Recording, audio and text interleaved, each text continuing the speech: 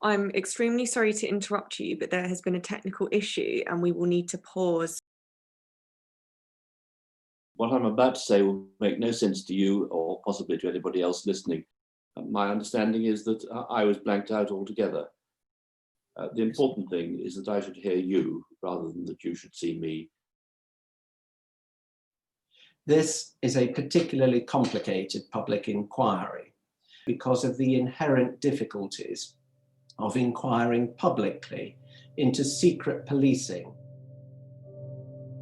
The police, from day one, have been deliberately trying to prevent the truth about undercover policing and the workings of the secret state from seeing the light of day. The role of MI5, an organization that operates almost totally undercover, must be examined if the inquiry is to reach meaningful conclusions about secret political policing in England and Wales. It is very welcome that these opening statements are being broadcast online. However, as soon as the evidence begins, the publicly accessible broadcast will stop.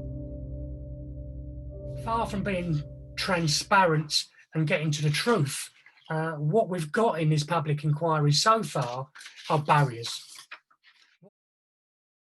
The inquiry's approach to the restriction of cover names and its refusal to publish photographs of undercover officers and the names of all the groups that were spied upon mean that many of those who have relevant evidence to give will simply not know to come forward.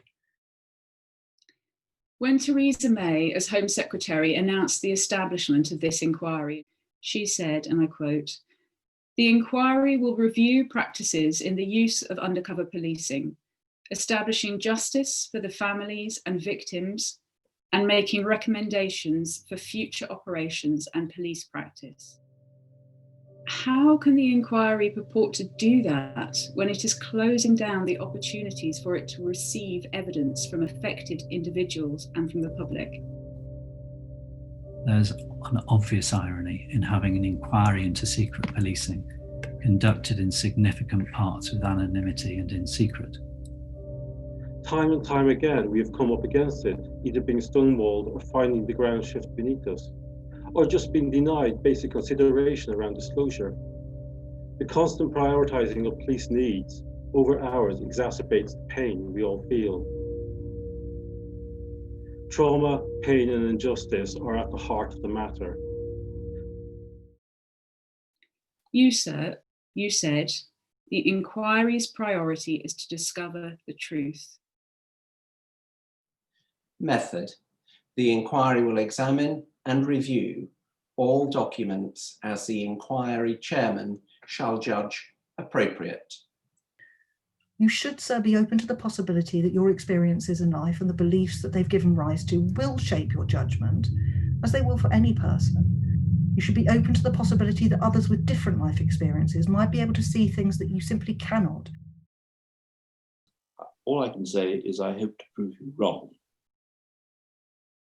The inquiry will receive such oral and written evidence as the inquiry chairman shall judge appropriate. I could hear you and see you, but not see your face moving. The women would again urge you to seek assistance from those with experience and expertise on issues of sex discrimination, not only at the lessons learned stage, but crucially at the fact-finding stage. A simple thing would allow the public to be able to follow this and for the media to be able to report it properly, and that would be to live stream all of the evidence.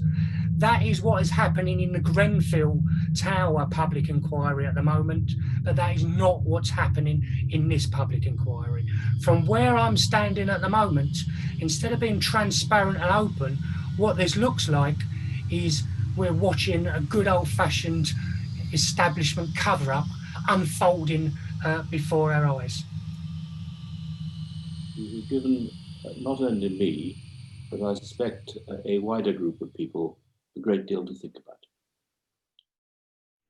Is the inquiry going to blame the victims of undercover policing and provide the establishment with yet another get-out-of-jail-free card? Or is the inquiry going to hold the state accountable for its unwarranted intrusion into people's lives, and for the many miscarriages of justice that it caused. Perhaps others know better than me.